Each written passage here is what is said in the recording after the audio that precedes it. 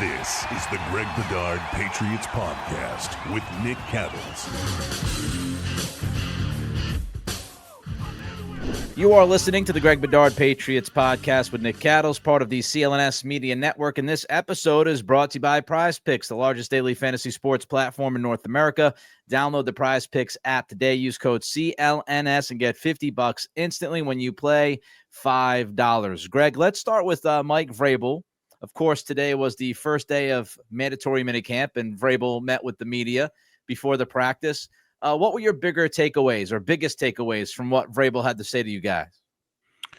Well, I think that, number one, Nick, I think, him canceling the third session of minicamp was interesting, but not all that unexpected. We've seen this before, even when Belichick was here. They often use the third day as sort of a reward, team building. Now, he said that they're going to be on the field, in the building, like working. But I thought that was interesting. I thought that his answer on Steph Diggs was, mostly positive. I wondered where it was going, because he said, how has Stephon Diggs done since coming to New England last week? He said, good. When he said he's trying to figure out where everything is and what his role is and making sure that we add those situations, I was a little bit worried there. I was like, bro, the guy doesn't know, where the mess hall is and things like that. This is why you come to OTAs, so that so I was a little bit worried where it was going, but he said, but I think he's engaged and I like his energy. He was also very positive on Pop Douglas and his energy. Yeah. Love the person, love his attitude. That was all good stuff. And so I think that, it was mostly positive about attendance. He said there'll be a couple players for personal reasons, but other than that, we don't have any holdouts, if that's what you mean. There's a couple of personal situations that are going to keep a couple guys from being out here. And I will say that sort of affected things sort of big time. And I don't know what the situations are with these players, but like the guard position was one position that you could look out on the field and see how they were doing things. And you're like, all right, they're light. I mean, not only do they have guys coming back, whether it's a Wenu or, Jared Wilson or, what have you, but also like Wes Schweitzer and Tyrese Robinson, who probably were the last two OTAs that we saw. They were the last two starters at left guard. So that definitely affected things at that position. Yeah, and I thought it was interesting when Vrabel was asked about implementing others' offensive principles within the Josh McDaniels offense. I thought it was a good answer, because it was a reminder of, let's pump the brakes on what's being worked on right now and what inevitably or eventually does make its way to the playbook. He said, you want to have a very inclusive staff, people comfortable sharing ideas. Not everyone's idea is going to be used. That goes for defense and it goes for offense. What our players can handle, what we can marry, hopefully we can blend it here in training camp. So to me, that was Vrabel saying, yeah, we're trying stuff, but if it doesn't work, it doesn't work, and we're not going to force it. So don't believe what you see right now is going to be what you're going to see the second week of September, right? Yeah, and I agree with that, because, one of the storylines, or at least, some of the people out there that wanted to pump the brakes a little bit on Drake Maye last week being like whatever he was, 14 of 16. A lot of the storyline was about, because Josh talked before practice about how, like, we're going to run some plays out here that I've never seen before. They were from other staff members.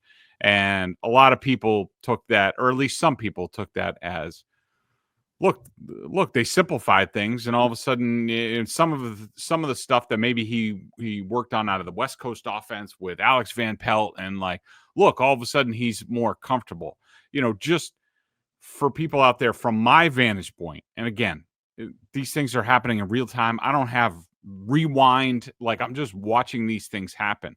And whether it was last week when the offense took a step, whether it was this week where the offense took another step, I don't see a whole lot of different stuff going on. To me, this is pretty much bread and butter Josh McDaniels type system stuff. But definitely simplified, definitely, especially in the jog throughs, not so much the team, where you could tell that there are going to be elements, and I have heard this, there are going to be a lot of elements where they're taking advantage of Drake Maye's athletic ability. And whether that the root of that is, the Earhart offense that Josh McDaniels comes from, or whether it's Kyle Shanahan or Sean McVay or what, it's all going to work. It's all going to be Josh's terminology. So people shouldn't go overboard with any of that stuff. And the last thing is, and like Vrabel said, they're trying to check off a bunch of different things and make progress. And I think they're making really good progress. But, once we get to the season, when it comes to that opponent and game planning, it doesn't matter really what they're putting in now. I mean, they have to put in certain elements. But, when it comes to that week's game plan, they're going to go with plays that work against that opponent and that they know that they can execute. And it doesn't really matter where it comes from. I just don't think it's going to look a whole lot different to most people. But the root of it is going to be Josh McDaniels. All right, one more Vrabel point before we get to the actual players on the field. Drake Maye was talking to the media after the practice, and he said that Vrabel has established that if his players don't do the right things consistently, there will be consequences. Did you ever get that feeling, Greg, from last year's coaching staff that was the case? No, not really. I mean, look, Gerard sort of let them do what they were going to do, and it got to be really sloppy on the field, and we all noted it. And then all of a sudden Gerard started to incorporate the, take a lap for a penalty or a fumble and all that stuff, and we're he's trying to rein it back in. But by that time, it was sort of the cat was out of the bag. No, there was Nick. There is a definite different vibe with what is going on the field. There is a level that is expected. There's a level that's drilled into them. For example, I won't use the player's name, even though I probably wrote it in my write-up over at BSJ. But, they're doing these sprints at the end of practice, and, and they're going off Drake Maye's cadence, which is, it's in the big picture, it's a little thing. I like it. It's the stuff that I would do as a coach, because to me, you can't do the big things unless you do the little things right. And, it's a little bit empowering Drake Maye, but a lot of it is about just making sure everyone's accountable to each other. And today, one player, when Drake Maye called out the cadence, jumped off sides, and Vrabel's like, well, there's two more. And that kind of stuff, and meaning two more sprints that they were going to have to run because somebody went off sides. That kind of stuff did not go on last year. And Nick, you could just tell, I can't wait for people to get to training camp and see it for themselves. But it's just a complete 180 from where they were last year. And it's palpable. You can hear it. You can feel it. You could see it in the players. You can see it with the urgency. You can see the way they execute. And I'm sure we're going to talk about that, but it's night and day really compared to where they were last year. You did write the player's name down in your report that I read. So I might look, I'll just say it because it was there. And actually there were fans. There were some fans in the stands, probably sponsors or whatever. So it was Layden Robinson. And from what I heard, that's not a surprise. And he wasn't the only guy. There was number 98 went offsides during Jeremiah Farms went offsides, and during an 11-on-11, and Vrabel told him to move the ball up 5 yards. Anthony Jennings was asking Vrabel what the deal is. And Vrabel's he went offsides. Stop screwing around. Let's get with it. And so that stuff is going on all the time. All right. So from what I gather, reading your report on BSJ and also looking at the Twitter timeline, seems like Drake Maye had a good day. True or false? He did. It's really, I would say, an efficient day. I think my final numbers, and I'm sure other people have different numbers, but I had him for overall 13 of 17, 3 touchdowns. Those were all during the red zone period. So what they did was they had two sort of regular full field 11-on-11. I think that was first and second downs. Then they had 2 periods of red zone work. And I would say overall between Maye and Dobbs, I don't really count the other guy, Woolridge. And he didn't get many snaps today. But I would say that Maye was very efficient. Not a whole lot of stuff down the field. It's not like it's Air Coryell out there or anything like that. We did see Josh Dobbs air one out deep to Kyle Williams for a touchdown, 67-yard touchdown, which was nice to see. But I thought Drake Maye was extremely efficient. It was a continuation of what I saw in the last OTA, Nick, where he just looks, as opposed to the first couple OTAs that we saw, the 4 interception one, then even the next one where it was kind of clunky. Like he's now in these last 2 sessions that we've seen, he is going out there knowing exactly what he expects to see. He's been decisive. Not saying it's perfect all the time. He had a throw in the left flat, I think, to Travion Henderson, where it was sort of a continuation of his poor footwork, where he was going to go maybe to like a Hunter Henry sort of in the left seam, but it wasn't there. And then instead of like getting his feet right and throwing to the left flat, he just sort of like flung it out there and he turfed it. It wasn't a pretty pass, but for the most part, he knows.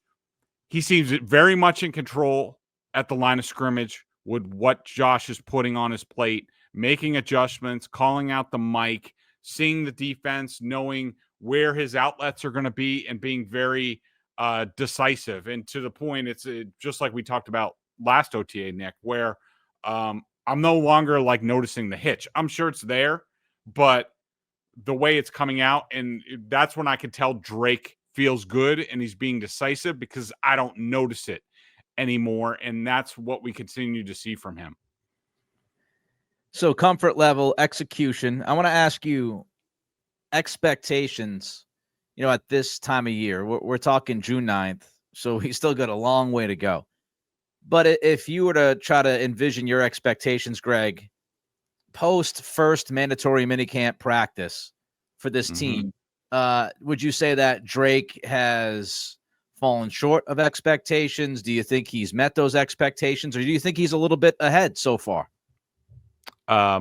It's funny that you asked me that question, Nick, and good job by you, which I expect, because I actually had to, and it's not just Drake Maye, it's overall with the team.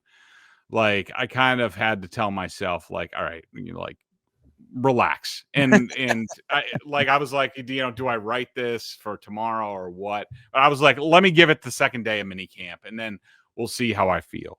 But I will say that these last 2 OTAs,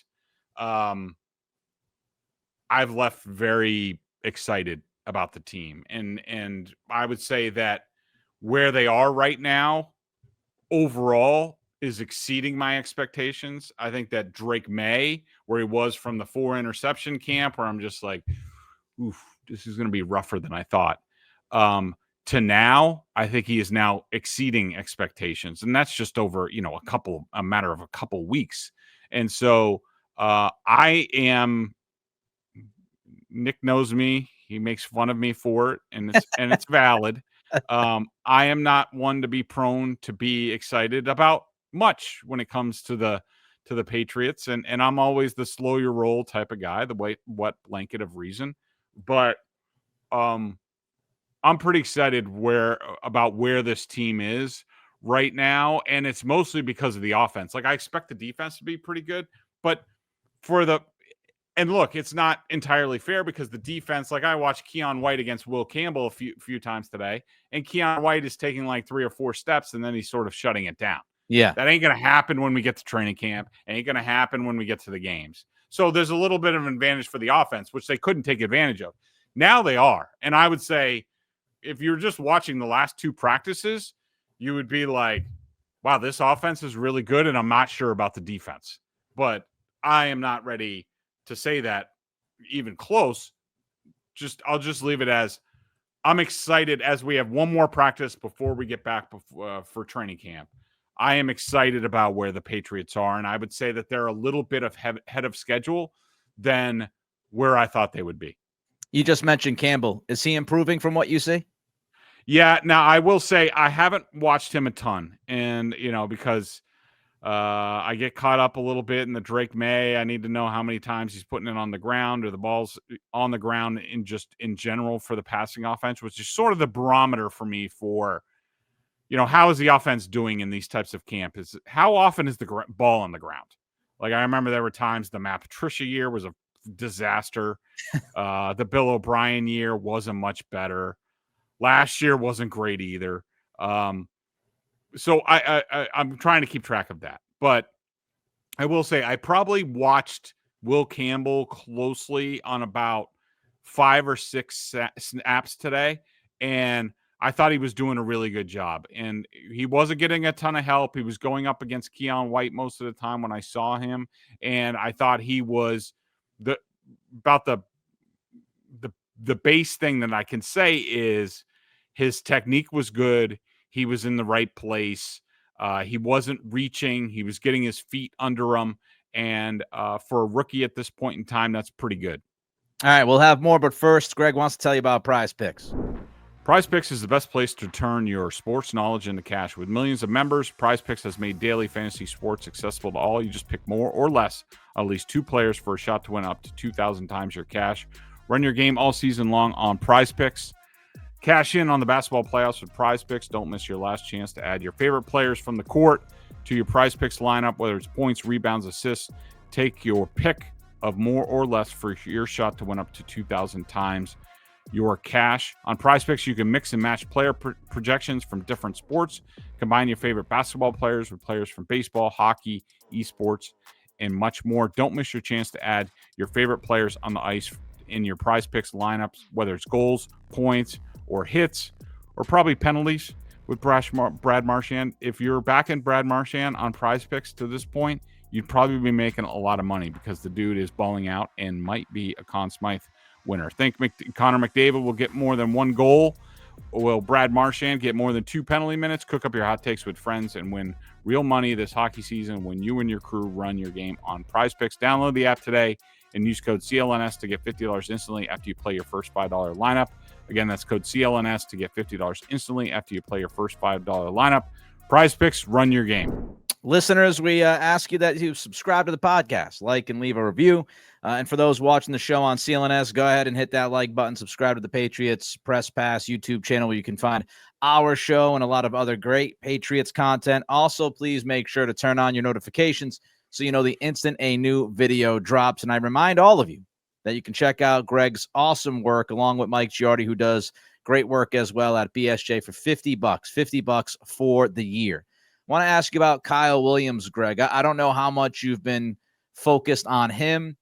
You mentioned earlier he had the play of the day downfield with a nice catch. What's your overall takeaway from Williams so far from what you've seen? Yeah, from what I've seen, Nick, I see a guy in Kyle Williams who, at least to this point, he looks like he's another guy, another youngish guy who looks comfortable. And I think he's playing faster with every practice. I think he looks more healthy with every practice. Remember, he's coming back from a hamstring during the whole combine offseason thing. He they put him out there a lot. From what I hear, he is one of those guys who is picking up the offense rather quickly. And to me, that's a great sign in terms of, what he could do this year compared to, what everybody talks about with the Patriots, and they can't draft wide receivers and blah, blah, blah. And is it too complicated and all this? He just seems to be one of those guys that is going to get it, similar to a, Malcolm Mitchell or whoever else you want to talk about in terms of, Jacoby Myers, guys who came in here and got it quickly. I think he's going to be that speed element on the outside. They're going to need that. I mean, with guys like, Diggs, Bourne, Pop Douglas, Hunter Henry, these are all sort of middle of the field, more short area, intermediate area. Yeah. For this offense to really do anything, they're going to need somebody to go over the top and open things up for those guys. And so far, Kyle Williams seems to have that potential, and it seems like he's a quick study. So, more good news from the wet blanket of reason. I don't know what to tell you. I'm like ready to vomit on myself. I'm being way too positive about this. I feel like the Patriots are going to have a brutal practice tomorrow offensively, just because you're speaking this all to existence at this Mm-hmm. point. All right, so let's just stick with wide receiver for a moment. I think it was Andrew Callahan who noted that Booty, Douglas, and Bourne were the top receivers at practice today. Diggs, Hollins, Polk, again, not available. The rest of the wide receiver depth chart, Greg, what's your feel for it now, given that Polk's coming back from injury, Diggs is coming back from injury, and Hollins has not been out there? What's your feel for the wide receiver position to this point?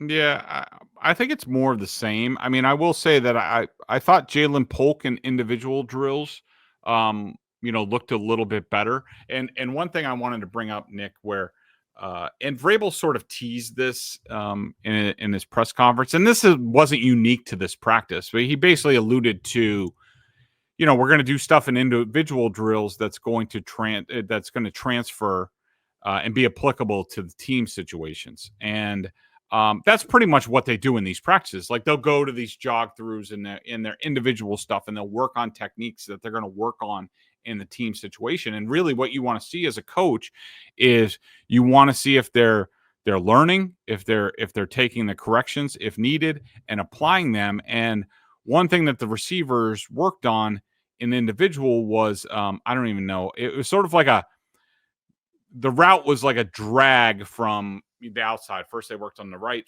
then they worked on the left, where like they're doing a drag basically along the end line towards the goalpost, and then stop and then go back outside.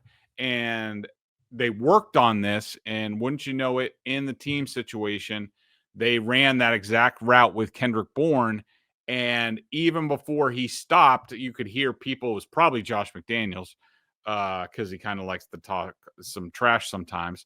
But even before Bourne, I think, stopped his route, they were like, there he is. And then he broke loose from Carlton Davis and was wide open for a touchdown. So, when we talk about the coaching staff and what the players are learning and how they're learning, and contrasting that to years prior, you see something like that on the field. I'm sure as coaches, like, they're going to be in the meeting room tonight and they're going to be like, hell yeah, that's what we're talking about. Like, taking it from sort of the practice field onto the quote unquote game field and executing, and that's what they're doing. But as far as the depth chart, or my thoughts on the receiver position, I mean, we don't see much from Javon Baker. Like I said, Jalen Polk, I thought, looked a little bit better in individual drills today. Efton Chisholm cooled off today. He didn't get the reps that he normally gets. He had 2 catches, which is like zero for him, considering what he's been doing. I will say a couple of guys that sort of caught my eye today. Jeremiah Webb, who's an undrafted free agent, who sort of caught my eye in the rookie camp because he has some explosiveness. I liked him today. And a guy by the name of Demir Blankumisi. There's no way you pronounce that correctly. Not even close.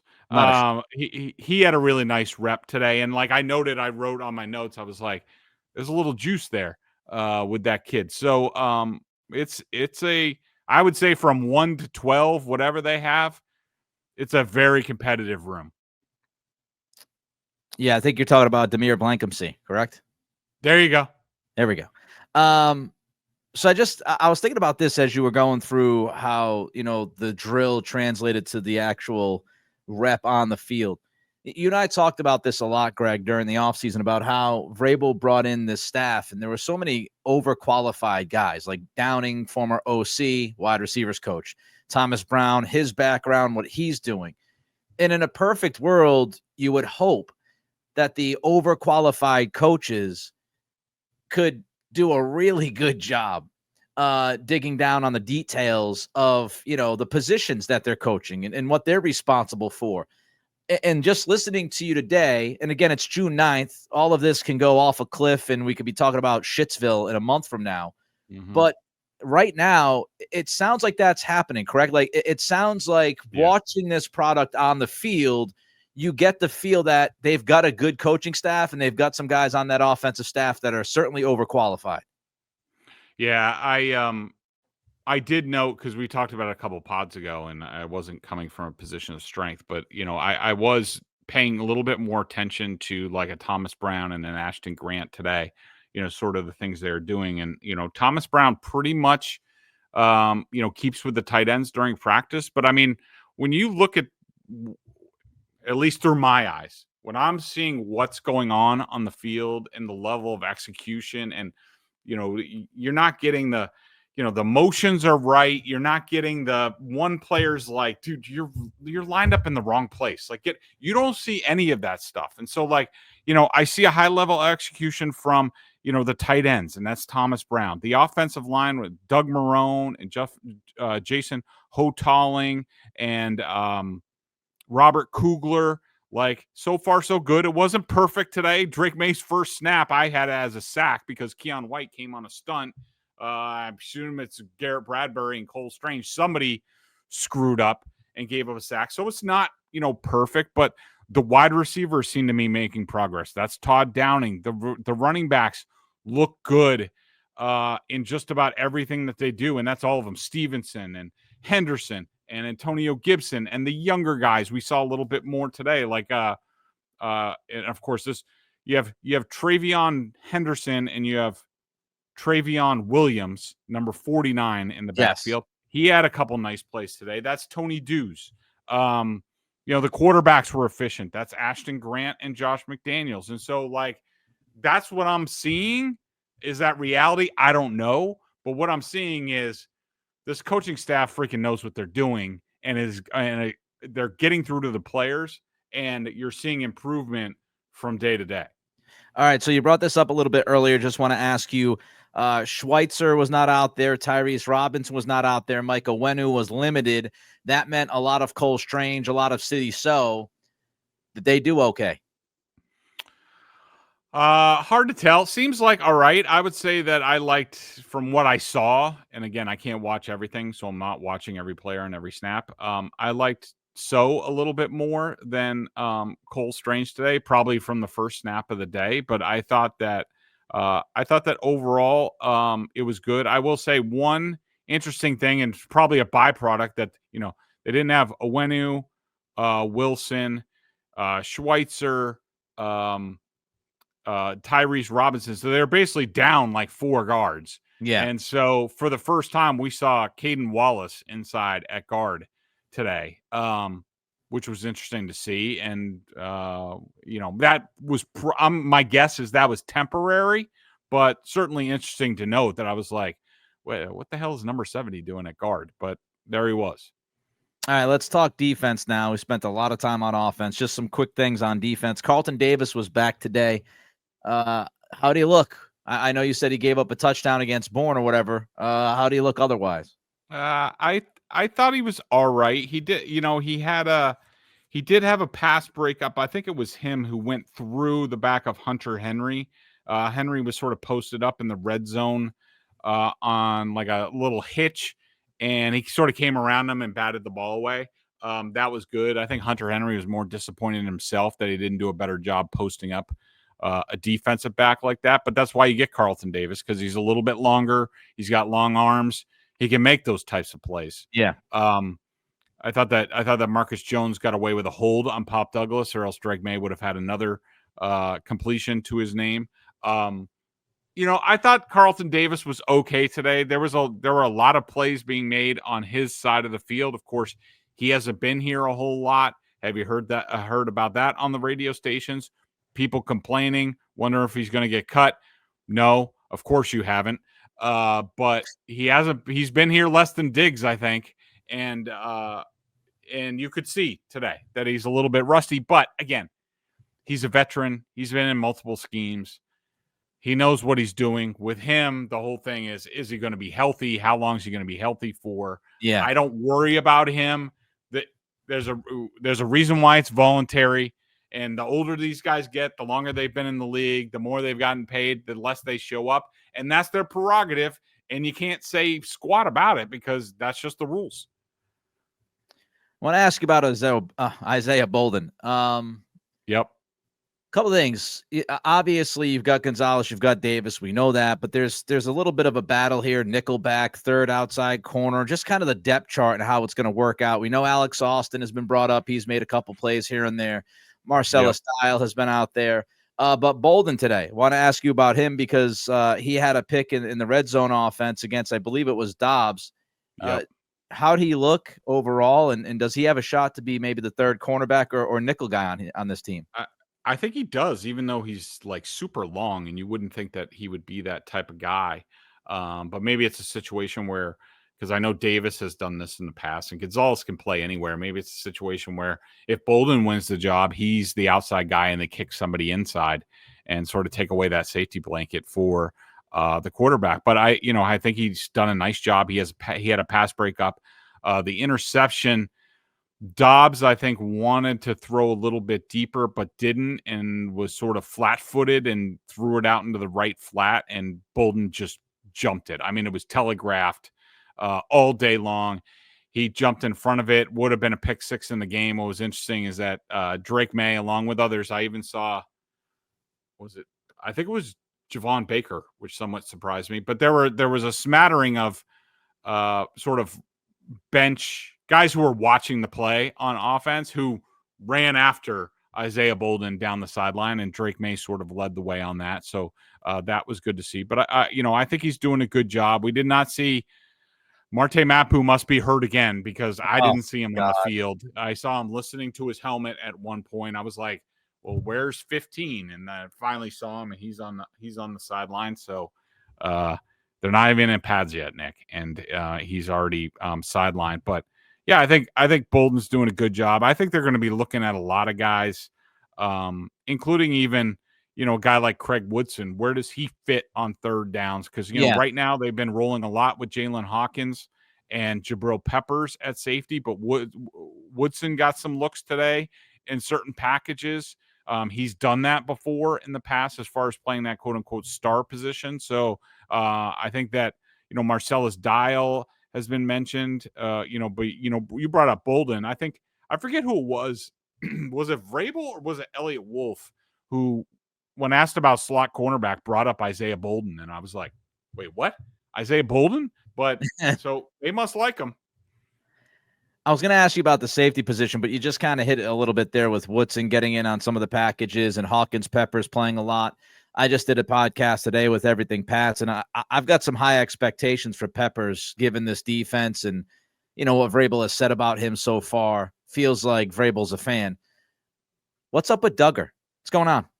Yeah, I don't know. I mean, it's you barely see him. He must be coming back from something that needs a lot of time. I will also say, I didn't really notice Marcus Epps today. I'm not even sure whether he was on the field now that I'm remembering. I remember seeing Del Pettis out there a lot, but yeah, I mean, you kind of wonder with the way they're rolling with Hawkins and Peppers, and you're going to have Epps, who they signed, and Del Pettis has been a good player when he's been here. You do wonder what might happen at that position. I mean, I assume Vrabel has talked well about Kyle Duggar in the past, but we're going to have to monitor this, I think. It's interesting. A couple things. We know that Duggar had the tightrope surgery after the season. He had a long interview with Andrew Callahan about playing injured last year. Didn't know the nature of the injury, which to me is just, what are we doing? So, maybe he's just coming back from that a little bit slower than anticipated, or maybe he's on schedule. He's just kind of working through it. Epps, when we talk about Stephon Diggs and where he's at right now, Epps tore his ACL back in September of last year. So I don't know what his return is going to look like. I don't know if you can bank on him. He signed a 1-year deal, short money. I don't think it's a situation where you have to get Marcus Epps out there on the field. So we'll see how it comes together. But I do think, Woodson's an interesting guy. I can't wait to see him and what he's done. I've read a lot of good things about him from you. You've complimented him a couple times. So that's that position's got me interested, safety, about how it all kind of unfolds. Let me ask you about the defensive line. And Christian Barmore mentioned today, Greg, about how this defense allows the defensive lineman to get upfield a little bit more. I know you also said that the last couple of practices you've seen the defense taking a little bit of a step back given the nature of the circumstances, but just your overall vibe of that defensive line and how different, tell fans how different you think that this defensive front is going to look like compared to what we've seen the last few years. Yeah, I think it's going to be night and day for a lot of people to watch this, and how these guys get off field and the ferocity for which they do what they're going to do up front with like stunts and like linebackers getting into the mix and ends dropping. There's a lot of at times there's a lot of like wide nine alignments in terms of what they're doing when they can pin their hair back. I think so far so good. I will note today, I wrote this down. It doesn't mean anything, but I did thought that I thought I saw a little bit of a limp out of Christian Barmore at one point in time. He didn't come off or anything like that, and he just kept going. But I was just like, oh, he doesn't look 100% to me. We'll see. He's always had he's had like a chronic knee thing. So nothing to get upset about or anything, but I just want to share the information and that I saw. But I think so far so good. Tonga was in the mix a lot today, especially in the red zone. It looks like they like to have a few more beefier guys, which you expect in the red zone, on the field. So I like what I've seen so far. All right, let's end with this. I wanted to ask you. I want to go back to Drake Maye, but it's tied into Harold Landry and the defense. I don't want to make too much of this if it's not necessary to make too much of it. But I saw that Landry mention that Drake Maye apparently gave his son, Landry's son, a signed Drake Maye jersey for Landry's son's birthday. And I want to ask you about, how important is it for the quarterback to not only make a connection with the guys on the offense, but for the quarterback to come across as relatable and to also win at least some of the defense over? Like, how important is it for that quarterback to walk in and win the entire room? Because it sounded like the way Landry was a big fan of what Maye did. And I just wonder, is that a big deal? Is it not a big deal? Is it kind of just a little extra cap there for the quarterback to get that done? How many, do quarterbacks usually, hang around with defensive players and would do that? Or is that something a little bit different? Yeah, it's a good question. I didn't hear his comments. I saw a little bit of it on Twitter. I think it helps Drake Maye like a little bit. I'm not gonna like overblow it. I mean, when you were posing your question, really the only thing I thought of was, is he gonna play well and win games? Because that's really all anybody talks about. Because if he throws 10 interceptions and gets strip sacked a bunch of times, puts the ball on the field again, and then birthday gifts don't mean shit. Yeah, exactly. And he throws the defense back out there, and Harold Landry's going to be cursing Drake Maye. He ain't going to be thinking about the Pro Bowl jersey that he gifted his son. But yeah, I mean, it's a great gesture by Drake Maye. I think it helps him a little bit, but ultimately, I think we all know it's going to come down. Can Drake Maye play and win games or not? Because that's what's going to matter for this team. Maye throws 3 picks, and then we have video on social media of Harold Landry's son burning Drake Maye's Pro Bowl jersey. Or Harold Landry going, "We ass, you lucky we ass." On that note, don't forget to download the Prize Picks app today. Use code CLNS and get $50 instantly when you play $5. He's Greg. I'm Nick. We will be back in, 24 to 36 hours to recap day 2 of mandatory minicamp practice. Until then, be well.